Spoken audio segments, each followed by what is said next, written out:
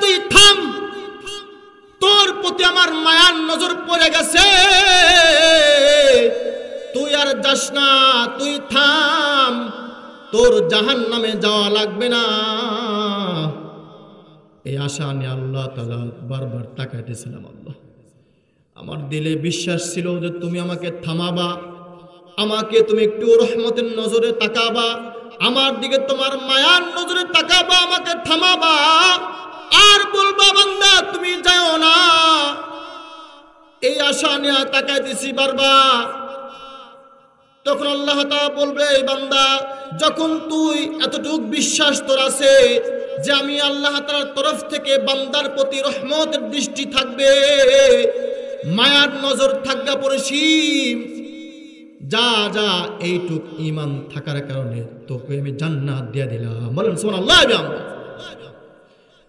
তখন ওই দ্বিতীয় বান্দা সে তাকাবে না, সে যাইতেই থাকবে, যাইতেই, সে তাকাচ্ছে না, যাইতেই থাকবে। তাকেও দাঁড়া করাবে, এই বান্দা দাঁড়া, কি ব্যাপার?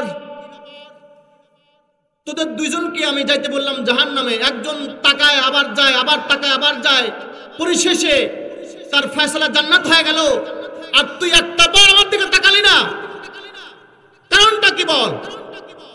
তখন ওই বান্দা বলতেছে, আল্লাহ, আমি তাকাই নাই এই জন্য, কারণ হইল আল্লাহ, দুনিয়ার বুকে আমি অনেক খারাপ করছি, দুনিয়ার বুকে ঠিক মতো নামাজ পড়িনি আল্লাহ, দুনিয়ার বুকে আল্লাহ ঠিক মতো রোজা রাখি নাই, রোজার মাস চলছে, আমি ঠিকই পানা করছি, খাওয়া দাওয়া করছি, এমনও হয়েছে আমার ছেলে মেয়ে রোজা রাখছে কিন্তু আমি রোজা রাখি নাই আল্লাহ, কিন্তু তোমার ফরজ বিধান ছিল আমি মান্য করি নাই আল্লাহ, আমি ঠিক মতো নামাজ পড়ি নাই, রোজা রাখি নাই, হজ ফরজ হয়েছিল আজ থেকে 20 বছর আগে হজ করি নাই, যাকাত দেই নাই, তোমার প্রত্যেকটা কথা আমি অমান্য করছি, তোমার কথা শুনি নাই আল্লাহ, কিন্তু তোমার প্রতি অগাধ বিশ্বাস আছে, তোমার জান্নাতের প্রতি বিশ্বাস আছে, তোমার জাহান্নামের প্রতি বিশ্বাস আছে আল্লাহ, কিন্তু দুনিয়াতে যতদিন বেঁচে ছিলাম তোমার কথা মানছি মানি নাই, মানছি মানি নাই, কিন্তু আমি নিয়ত করলাম, চিন্তা করলাম, তুমি সর্বশেষ যে একটা আদেশ করছো তোদের জাহান্নাম ফয়সালা চলে যা, তা আমি মনে করলাম যে আমি আর তাকাবো না, তোমার সর্বশেষ আদেশটা আমি পুঙ্খানুপুঙ্খ মানবো, এই জন্য তাকাই নাই। তো আল্লাহ বলল, আল্লাহ বান্দা, যখন তুই পরিশেষ একটা আমার সর্বশেষ আদেশ তুই মানছিস, সর্বশেষ তুই একটা আদেশ পুঙ্খানুপুঙ্খ মানছিস, এই ভয়ে যে দুনিয়ার বুকে মানতে পারিস নাই, দুনিয়ার বুকে কাজা হয়ে গেছে, দুনিয়ার বুকে নামাজ কাজা হয়ে গেছে, দুনিয়ার বুকে রোজা কাজা হয়ে গেছে, দুনিয়ার বুকে হজ করিস নাই, কিন্তু পরিশেষ সর্বশেষ আল্লাহর তরফ ক্বালা রাব্বুকুম উদউনি আস্তাজিব লাকুম, এই দুনিয়ার বান্দা বান্দি, তোমরা আমি আল্লাহ তাআলাকে ডাকো। বলেন কাকে ডাকতে বলছে? আল্লাহ। আল্লাহ তাআলা নিজে বলতেছেন, বান্দা তোমরা আমি আল্লাহ তাআলাকে ডাকো। কখন ডাকবা কিন্তু সময় বলে দেয় নাই, ডাকতে বলছে ক্বালা রাব্বুকুম উদউনি আস্তাজিব লাকুম, তোমরা আমি আল্লাহ তাআলার কাছে দোয়া করো, আমাকে ডাকো। যখন তোমরা আমি আল্লাহ তাআলাকে ডাকবা তো সাথে সাথে আমি আল্লাহ তোমার ডাকে জবাব দেব। আল্লাহু আকবার, সুবহানাল্লাহি বিহামদি। তোমরা যখনই ডাকবা তো আমার ডাকের জবাব তুমি পাবা। এখন প্রশ্ন হইল, তো আল্লাহ তাআলা যে জবাব দেয় আমরা তো শুনি না, এজন্যই আমাদের রাসূল রাহমাতুল্লাহি আলাইহি বলতেন, আল্লাহ তাআলার ডাক শুনতে হলে মুহাম্মাদি কান লাগবে। রসুলপুরে আব্দুল মতিন নিসারী রহমতুল্লাহ আলাইহি বলতেন, এই বাবারা, তোমাদের আল্লাহ তাআলার ডাক শুনতে হলে তোমার মুহাম্মাদি কান লাগবে, তোমার ডাক শুনতে হইলে মুহাম্মাদের দিল লাগবে, তোমার ডাক বুঝতে হইলে মুহাম্মাদের দিমাগ লাগবে। তার মানে রাসূলুল্লাহ সাল্লাল্লাহু আলাইহি ওয়াসাল্লামকে অনুকরণ করা লাগবে। যদি আমরা রাসূলুল্লাহ সাল্লাল্লাহু আলাইহি ওয়াসাল্লামকে অনুকরণ করি, তাহলে সেরকম দিল আমাদের পয়দা হয়ে যাবে, আর তখনই আমরা আল্লাহ তাআলার প্রত্যেকটা জবাব আমরা পেয়ে যাব। ঠিক কিনা বলেন? এই জন্য আল্লাহ তাআলা বলেন, ক্বালা রাব্বুকুম উদউনি আস্তাজিব লাকুম। তোমরা যখনই সময় পাবা একটা ডাক দাও, ওগো আল্লাহ, বলেন তো একটা আল্লাহ, ওগো আল্লাহ, ওগো আল্লাহ। যখনই ডাকলাম তো সাথে সাথে আল্লাহ তাআলা উত্তর দিয়ে দিছে, এই বান্দা তুই কি চাস বল, তোমাকে না তা আমি সৃষ্টি করছি, তোর দুঃখ কেউ না বুঝলে আমি আল্লাহ তো বুঝি। বলেন না সুবহানাল্লাহ। তোর দুনিয়ার বুকে দুঃখ কেউ বোঝে না, এমন একটা পর্যায়ে চলে যায় দুনিয়ার বুকে, কিন্তু আমাদের দুঃখটা কিন্তু বাবা মাও বোঝে না। ঠিক কিনা বলেন? দুনিয়ার মধ্যে আমাদের দুঃখ কিন্তু এমন সময় আসে, নিজের পিতামাতাও দুঃখটা বোঝে না, নিজের ভাই দুঃখটা বোঝে না, পাড়া প্রতিবেশী দুঃখ বোঝে না, কিন্তু আল্লাহ বলে, বান্দা তুই যখন আমাকে ডাকবি আমি সাথে সাথে তোর ডাকে জবাব দেব, বলবো তুই কি চাস বল, আমি তো সারাক্ষণ দিতে রাজি আছি। এজন্য আল্লাহ তাআলা বলেন, ক্বালা রাব্বুকুম উদউনি আস্তাজিব লাকুম। যখনই আমরা ডাকবো তো সাথে সাথে আল্লাহ তাআলার জবাব আমরা পাবো। এটা এর উপরে ঈমান রাখা লাগবে আমাদের। আল্লাহ তাআলা ঘোষণা, ডাকলেই উত্তর আসবে। এজন্য বেশি বেশি দোয়া করা দরকার আল্লাহ তাআলার কাছে। রাসূলুল্লাহ সাল্লাল্লাহু আলাইহি ওয়াসাল্লাম হাদিসের মধ্যে বলেন, আদ-দুআ হুয়াল ইবাদাহ, যে দোয়াটা হলো মানে ইবাদতের, মানে দোয়াই হলো ইবাদত। দোয়া করা, আল্লাহ তাআলার কাছে দোয়া করা, এটাই ইবাদত। আল্লাহ তাআলার কাছে বেশি বেশি দোয়া করা দরকার। কেমনে দোয়া করব? দোয়া করলে কি ফায়দা? দোয়ার পাওয়ার কত? দোয়া করলে, আল্লাহ তাআলার কাছে দোয়া করলে সেটা পাওয়ারফুল কত? এজন্য আল্লাহ তাআলার কাছে আমরা বেশি বেশি কি করব? দোয়া করব। যেরকম আল্লাহ তাআলা এক বান্দি, যুবতী এক বান্দি আল্লাহ তাআলার কাছে দোয়া করছিল, দোয়ার বদৌলতে আল্লাহ তাআলা তাকে এমন এক পর্যায়ে নিয়ে গেছে, মানে ঘটনার একটু মন দিয়ে শুনেন। এক এলাকার মধ্যে বন্যা হয়েছে, যেরকম বেশ কিছুদিন আগে সিলেট, ফেনী বন্যা হয়েছিল না, বিভিন্ন জায়গা থেকে ত্রাণ দিয়ে আসছে মানুষ, তো এরকম বন্যা হয়ে গেছে। তো ওনার বাবা হলো খুব বড় লোক, প্রভাবশালী বাদশাহ মানুষ, রাজা, অনেক ধন সম্পত্তি মালিক। তো ওনার ছেলেকে দিয়া পাঠাইছে যে তুমি অমুক এলাকায় ত্রাণগুলো দিয়ে আসো।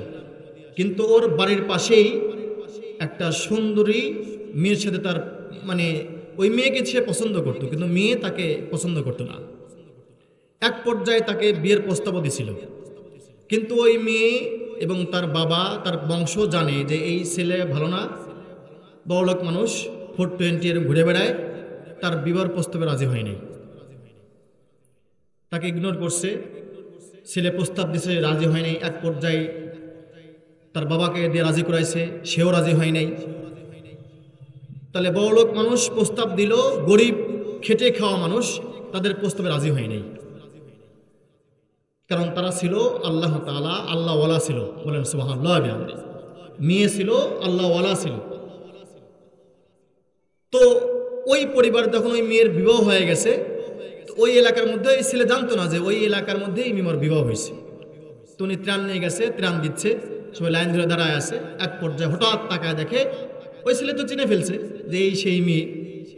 তখন উনি ত্রাণ আটকা দিছে, বলে তোমাকে ত্রাণ দেব না।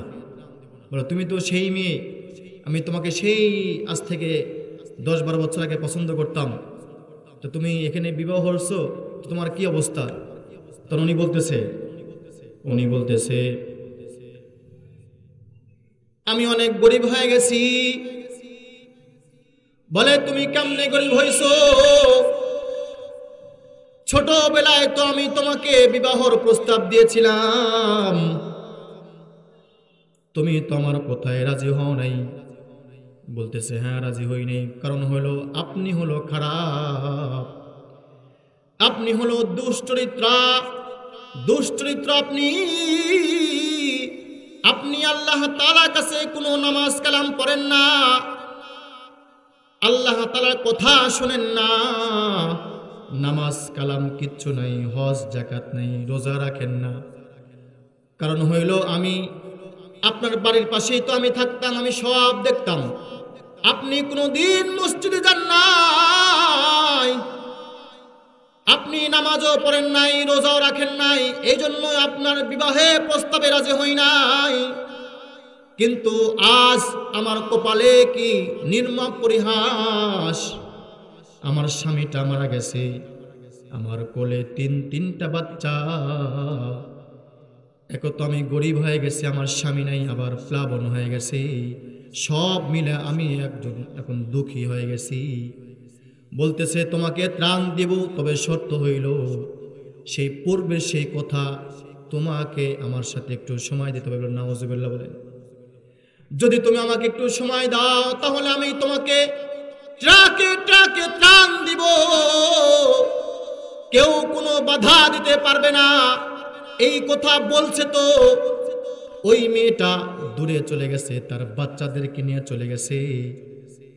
তখন বলতেছে তার বড় ছেলে বলতেছে মা, ওনার সাথে কি হয়েছে জানি না, তবে আমাদের বড় ক্ষুধা লাগছে, আজকে কয়টা দিন খাবার খাই না মা, আমাদের পেটে ক্ষুধা, তুমি হয়তো তার সাথে তোমার একটা কমিউনিকেশন করো, অথবা আমাদেরকে গোলা টিপা মাইরা ফেলা দাও, ক্ষুধার সহ্য করতে পারতেছি না, তুমি হয়তো খাবার নিয়ে আসো, আর নয় আমাদের গোলা টিপা তুমি আমাদেরকে মাইরা ফেলা দাও।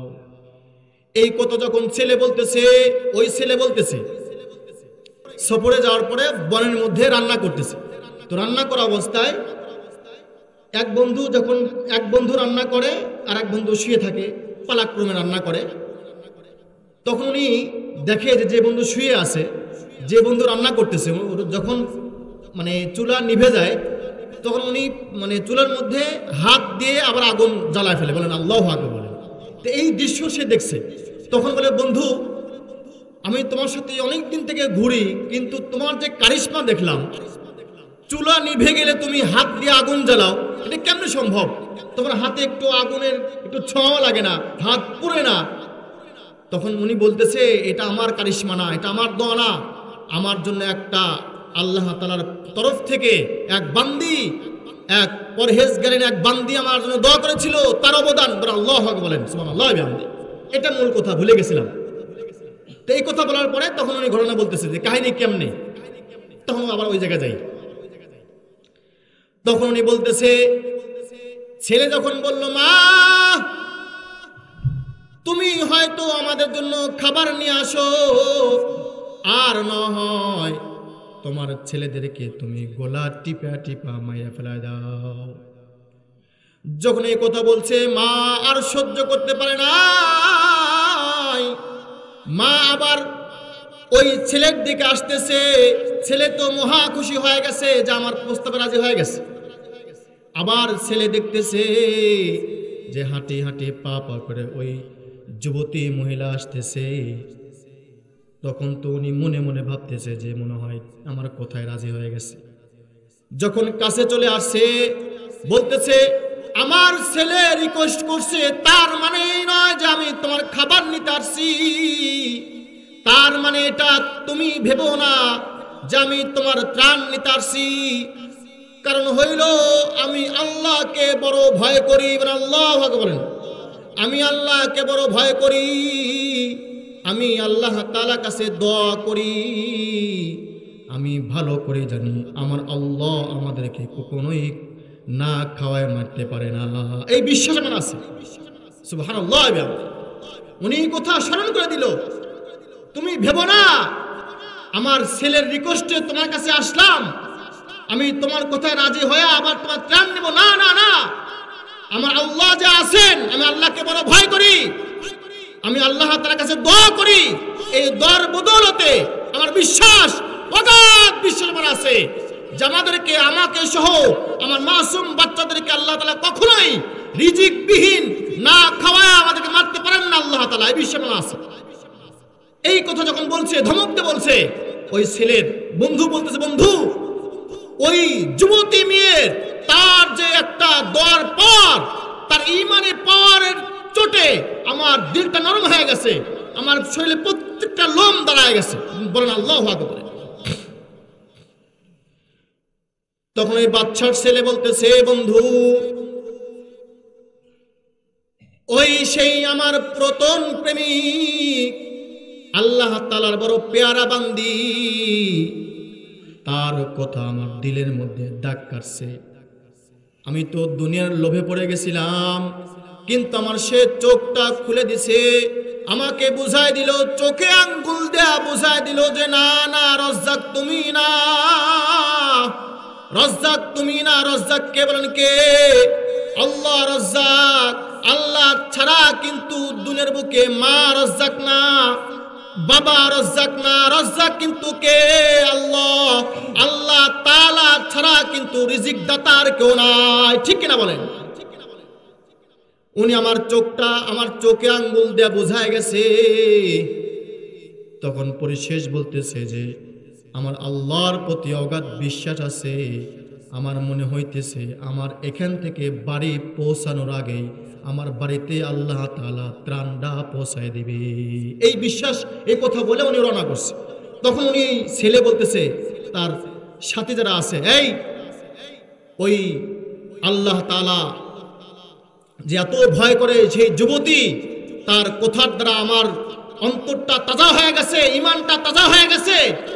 আর যে সে কথা বলছে যে আমি বাড়িতে পৌঁছার আগেই আল্লাহ তাআলার তরফ থেকে আমার খানা পৌঁছায় যাবে, তোমরা আর বসে থাকবে না, এখান থেকে যত বস্তা আটা লাগে, যত বস্তা চিনি লাগে, যত বস্তা ডাউল লাগে, যা কিছু আছে ডবল ডবল ট্রাকে ট্রাকে নিয়ে যায়, ও পৌঁছার আগে তোমরা পৌঁছায় দাও, বলেন আল্লাহু আকবার। বলেন তোমরা উল্টা রাস্তা দিয়া ও বাড়িতে পৌঁছার আগে তোমরা পৌঁছায় দিবা, কিন্তু দূর থেকে আমি দেখব ও কি করে। ওই মহিলা যখন রওনা করছে, প্রজারা বস্তাকে বস্তা আটা ডাউল চিনি যা কিছু লাগে ট্রাক ভরে উল্টো রাস্তা দিয়ে তার বাড়ির সামনে, তার ঘরের দরজার সামনে রেখে দিছে। আর ওই ছেলে সহ সবাই দূর থেকে দেখতেছে তা সে কি করে। যখন ওই যুবতী মহিলা তার 3 সন্তানকে নিয়ে আসছে, নিয়ে আসার পরে দেখতেছে ঘরের দরজার সামনে বস্তাকে বস্তা আটা ডাউল চিনি চাউল সব আছে। শুকরিয়া আদায় করছে আর 2 হাত তুলে দোয়া করছে, আল্লাহ আমি তো মাত্র বলে আসলাম, আল্লাহ তোমার প্রতি আমার বিশ্বাস আছে, কিন্তু তুমি জন্য তোমার তরফ থেকে রিজিক দিয়ে দিছো, কিন্তু আল্লাহ দুনিয়ার বুকে এক জালেম বাচ্চার ছেলের কাছে গেছিলাম, ত্রাণ আনতে গেছিলাম, তার টাকার বাহাদুরি, তার ক্ষমতার বাহাদুরি দেখে আমাকে প্রস্তাব, খারাপ প্রস্তাব দেয়। আল্লাহ দুনিয়ার বুকে একজন জালেম রিজিক দাতাকে গেছিলাম, সে রিজিক দেয় না, আল্লাহ তাকে তুমি দেখাইলা, কিন্তু নাম না নিয়া, সে নাম প্রকাশ করে নাই, কে যেন তোমার তরফ থেকে রিজিকটা পৌঁছায় দিল, আল্লাহ তাকে তুমি দেখাইলা না। কথা বুঝছেন? তুমি এমন জনকে দেখাইলা যে খারাপ প্রস্তাব দেয়, আর এমন জনকে তুমি দিয়া খাবার পাঠায় দিলা, তাকে দেখাইলা না। আল্লাহ সে তো ঠিকই খাবারটা পৌঁছায় দেয়া চলে গেছে, আমি দোয়া করতেছি আল্লাহ তার সাথে তো সাক্ষাৎ হলো না, কিন্তু আমি দোয়া করতেছি আল্লাহ দুনিয়ার বুকে তুমি কখনোই যখন সে মারা যাবে, আল্লাহ যখন সে মারা যাবে তাকে তুমি জাহান্নামের আগুনে পোড়ায়ো না আল্লাহ। এমনকি আল্লাহ দুনিয়ার বুকে সে যতদিন বাঁচবে এমনকি দুনিয়ার আগুন থেকেও তাকে তুমি রক্ষা করো, দুনিয়ার আগুনটাও যেন তাকে স্পর্শ না করতে পারে। বলেন আল্লাহু আকবার, সুবহানাল্লাহ বিহামদিহি। তখন ওই বন্ধুকে বলতেছে, বন্ধু এই সেই দোয়ার বদৌলত আমি দূর থেকে দেখতেছি সে দোয়া করতেছে, বলতেছে আল্লাহ দুনিয়ার একজন জালেম বাদশার কাছে গেছিলাম, সে রিজিক নিয়ে বসে আছে বস্তাকে বস্তা, কিন্তু সে আমাকে খারাপ প্রস্তাব দেয়, আমি রাজি হই নাই। আর তোমাকে রাজি খুশি করার জন্য নাম না নিয়াই, নাম প্রকাশ করে নাই, খাবারটা পৌঁছায় দিয়ে গেল, তাকে দেখতে পারলাম না। আল্লাহ তাকে তুমি জাহান্নামে দিও না কখনো, এমনকি দুনিয়ার বুকে দুনিয়ার আগুন থেকেও তাকে তুমি রক্ষা করো। এই দোয়াটা সে করছিল। তারপর থেকেই আমি আগুনে হাত দিই, আমার হাত কিচ্ছু হয় না। বলে আল্লাহু আকবার, সুবহানাল্লাহ। দোয়ার বদৌলত। এজন্য আল্লাহ তাআলা বলেন, وقال ربكم ادعوني استجب لكم। বান্দা তোমরা আমি আল্লাহ তাআলার কাছে দোয়া করো, যখন দোয়া করবা তো সাথে সাথে আমি আল্লাহ তাআলা তোমার দোয়া কবুল করব। আমাকে ডাকবা তো সাথে সাথে। রাত্রি ৩টা বেজে গেছে, তোমার বাড়ির পাশে মানুষ ঘুমায় আছে, শীতকাল, লেপ মুড়ি দেয়া ঘুমাইছে, কম্বল মুড়ি দেয়া ঘুমাইছে, কিন্তু বান্দা তুমি ঘুমাও নাই। নামাজের মুসল্লায় দাঁড়ায়া তুমি 2 রাকাত নামাজ পড়া আমি আল্লাহ তাআলার কাছে দোয়া করতেছো। আমি কিন্তু আল্লাহ ঘুমাই না, আমি আল্লাহ তাআলার কাছে, আমি আল্লাহ তাআলার ঘুম নাই, আমি আল্লাহ তাআলা খাই না, আমি আল্লাহ তাআলার নিদ্রা নাই, কোনো কিচ্ছু নাই। আমি তো সদা সর্বদাই তোমাদের জিহ্বার দিকে তাকায় আছি, কখন বলবো আল্লাহ, আর সাথে সাথে আমি বলবো বান্দা কি চাও, তোমার কি হাজত আমাকে বলো। যখন যা চাইবা আমি দেব, কিন্তু দুনিয়ার বুকে আর কেউ দেবে না। বর্তমান যে অবস্থা হয়েছে, টাকা পয়সা ধার চাইতে গেলে তো ধার দেয় না। ধার দেয় বলেন? ধার দেয় না। আর যদিও বা ধার যদি কেউ দেয়, তো ধার যে নেয় আর যে ধার দেয় তার গরম বেশি হয়ে যায়, তার কাছে টাকাই চাওয়া যায় না, তারই উল্টা গরম, ঠিক না? যদি বলেন যে ভাই টাকা দিলা না, 1-2 মাস হয়ে গেল, আরে ভাই আমি কি টাকা মারি খাচ্ছি নাকি? ওরে গরম, কি অবস্থা, উল্টা হয়ে গেছে জগৎটা। যাই হোক, যে কথা বলতেছিলাম, আল্লাহ তাআলার কাছে দোয়া, আল্লাহ তাআলাকে ডাকা লাগবে বেশি বেশি। অকাল রব্বুকুম উদউনি আস্তাজিব লাকুম। আল্লাহ তাআলা নিজে বলেছেন যে বান্দা তোমরা আমি আল্লাহ তাআলাকে ডাকো, যখন ডাকবা আস্তাজিব লাকুম, আমি সাথে সাথে তোমার ডাকে জবাব দেব। বলেন সুবহানাল্লাহ। কারণ হইল আর আয়াত আল্লাহ তাআলা বলেন, ইয়া আইয়ুহাল্লাযীনা আমানু যকুরুল্লাহা যিকরান কাসীরা ওয়াসাব্বিহুহু বুকরাতান ওয়া আসীলা।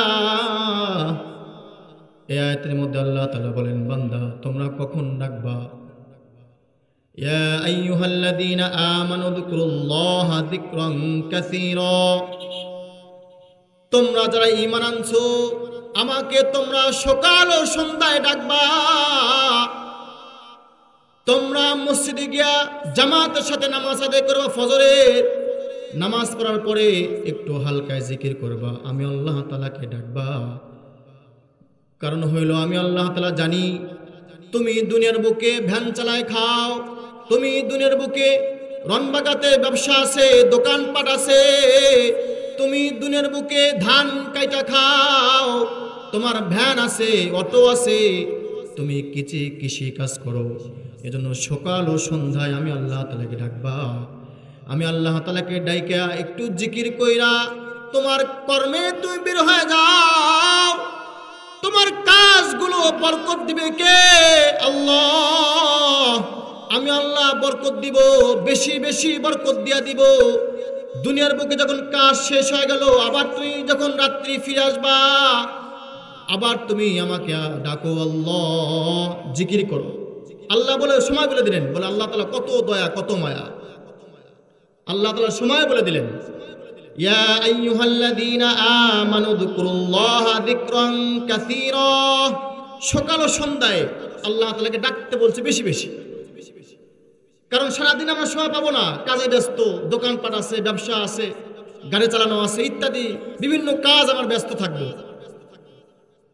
আবার রাত্রি আমাদের ঘুম আছে। এজন্য সকাল ও সন্ধ্যায় বেশি বেশি ডাকা লাগবে আল্লাহ তাআলার কাছে।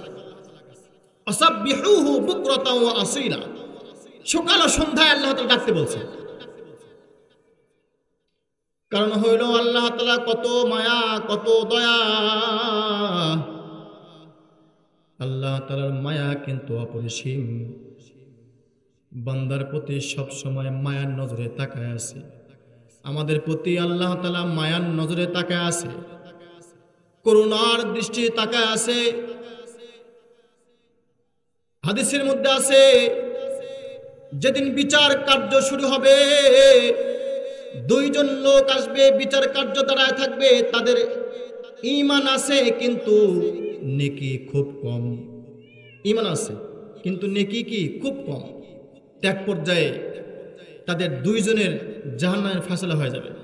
তো আল্লাহ তাআলা বলে দেবেন, এই যাও, তোমাদের জাহান্নাম ফয়সালা, চলে যাও জাহান্নামের দিকে। তো দুইজন লোক চলে যাবে। এক বন্ধু, মানে দুইজন লোক দুজন বন্ধু মনে করেন, তো একজন যাবে, এক ধাপ যাবে, আবার পিছনে তাকাবে, আবার যাবে, আবার পিছনে তাকাবে।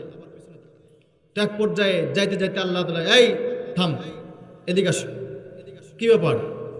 আমি তো বলে দিলাম যে তোমাদের ফয়সালা জাহান্নাম, চলে যাবা, তো যাও আবার তাকাও, যাও আবার তাকাও, কারণটা কি?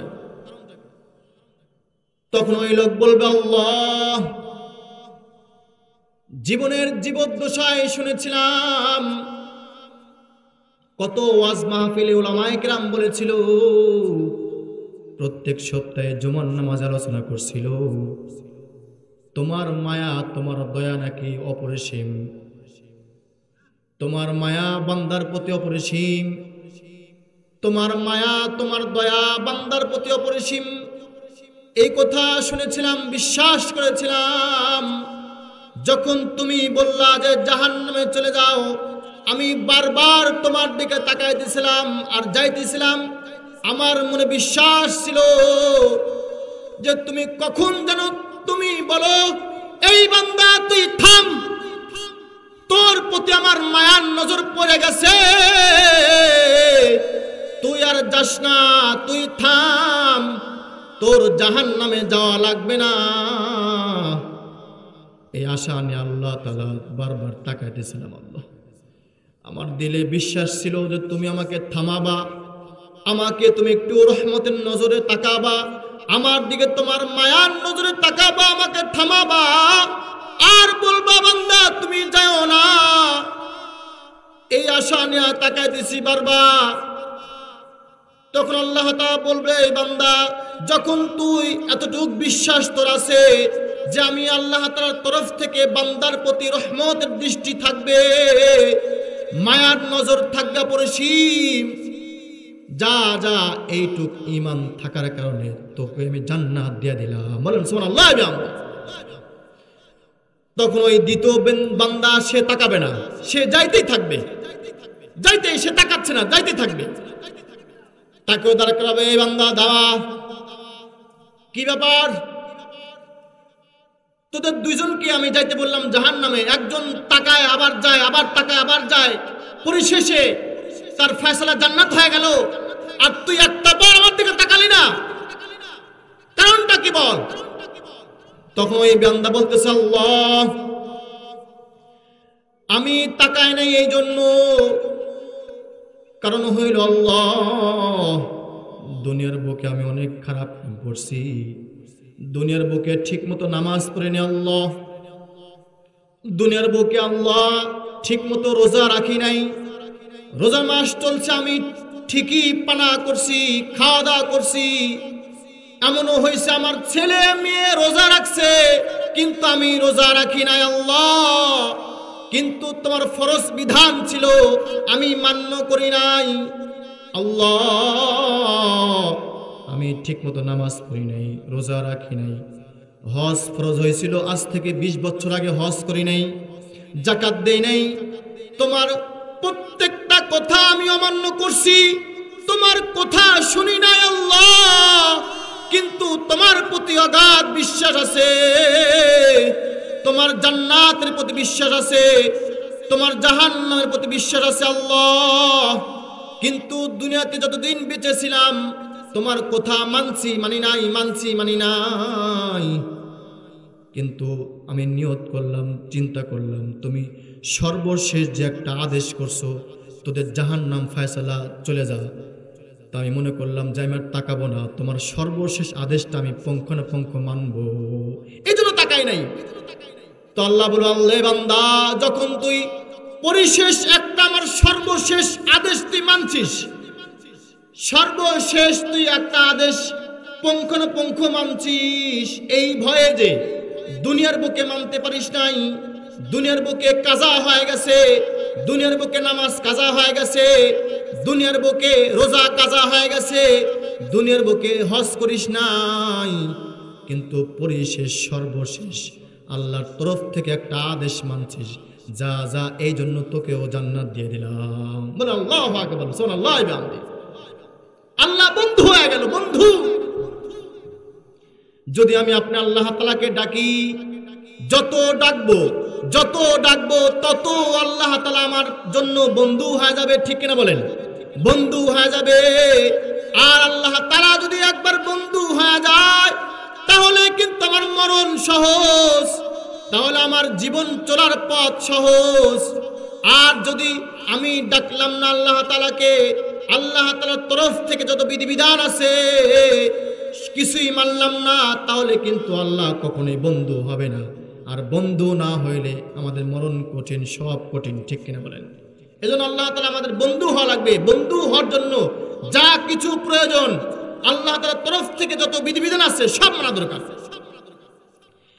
তোমার মতো প্রিয় বন্ধু যার হৃদয়ের, তোমার মতো প্রিয় বন্ধু যার হৃদয়ের, তার কি আর থাকতে পারে, তার কি আর থাকতে পারে চিন্তা মৃত্যুর ভয়, তোমার মতো প্রিয় বন্ধু যার হৃদয়ের। শিশুকালে মায়ের দুধে বাঁচাও খোদা প্রাণ,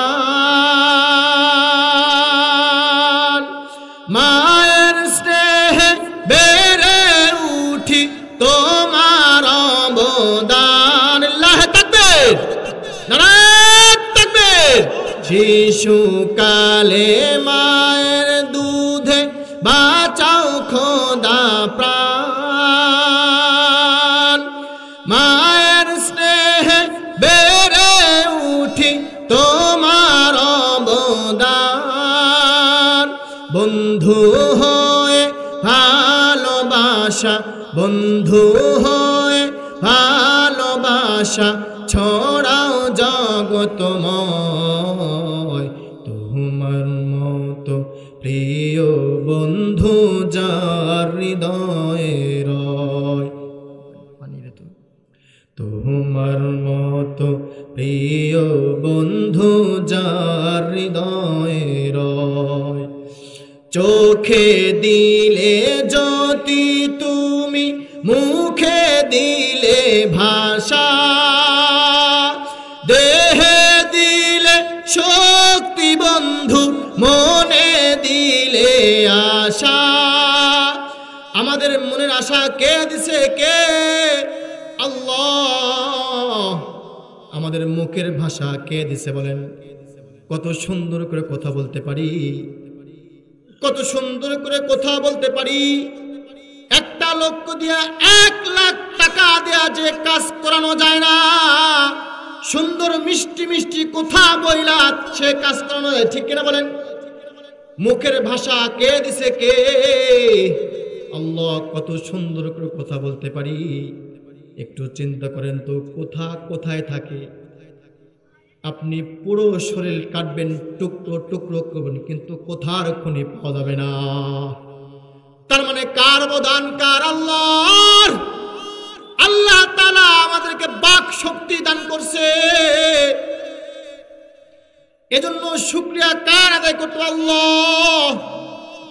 সদা সর্বদাই যদি আমাদের চুল থেকে পার পাতা পর্যন্ত সব বাদ দিলাম, শুধু একটু চিন্তা করেন কোথায় থেকে আসে। জিহ্বা বন্ধ, ঠোঁট বন্ধ, তো কোথা বন্ধ। জিহ্বা একটু যদি কাইটা যায় তো কোথা হবে না।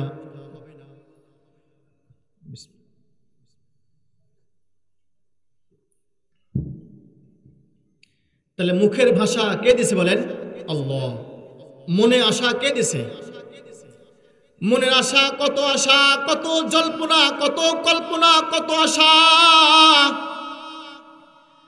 প্রত্যেকের তো একটা আশা আছে যে ওগো আল্লাহ, মৃত্যুর আগ পর্যন্ত হইলো তোমার খানা কাবা একটু দেখায়ও, আর তোমার বন্ধু হুজুর পাক সাল্লাল্লাহু আলাইহি সাল্লামের রওজা মোবারক একটু দেখায়ও। এই আশা তো প্রত্যেকেরই আছে। যদি আমি মনে করি এই আশা যদি কারো না থাকে, তাহলে সে আসলে কপাল পোড়া। কি বলবো আর? এরকম আশা প্রত্যেকের থাকা উচিত, থাকা দরকার। আর আমিও মনে করি যে আছে ইনশাআল্লাহ। যে আল্লাহ, এজন্য বেশি দোয়া করবেন, একটা দোয়া করবেন, হাতটা দোয়া, আল্লাহ যখন তুমি মৃত্যু দিবা, মৃত্যুতে একদিন হবেই হবে।